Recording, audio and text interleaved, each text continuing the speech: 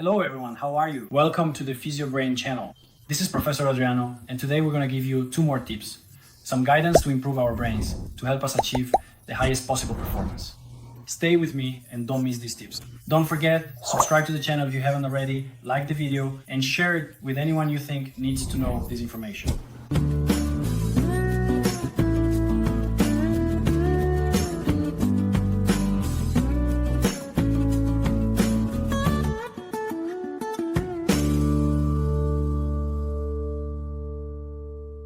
So guys, today we're going to give you 2 tips, 2 more possibilities for you to add to your daily routine to further improve your cognitive functions, all right?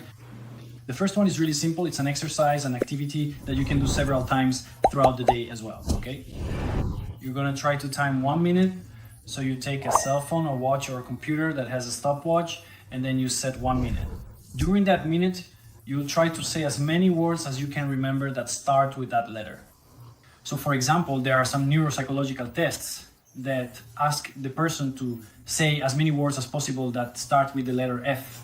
So you set 1 minute and say all the words you can remember that start with the letter F and count those words.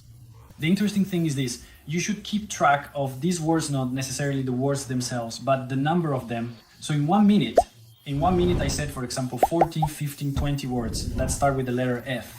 And then you do this several times. You do it with different letters, okay? You can do it with the whole alphabet, and then you compare how you're doing. Look, a week ago I could say 17 words starting with the letter F in 1 minute, for example, and now I'm saying 26, right?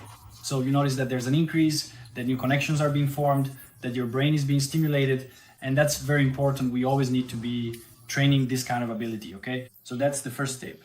Spend 1 minute saying words that start with the same letter.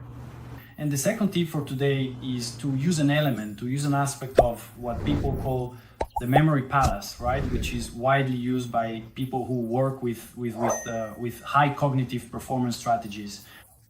So the memory palace exercise is about assigning characteristics to things, to people, okay? So we've already talked about assigning 4 characteristics to a person, but we mostly discussed characteristics related to their manner. But starting today, try, for example, when you talk to someone, to notice 4 characteristics related to that person. So, for example, more physical and clothing related characteristics. So I went to lunch, and the person who served me was actually wearing a bright yellow t-shirt, had a noticeable mole on their face. Their hair was neatly tied back with a red ribbon, and their shoes were plain black. So you pointed out 4 characteristics of that person.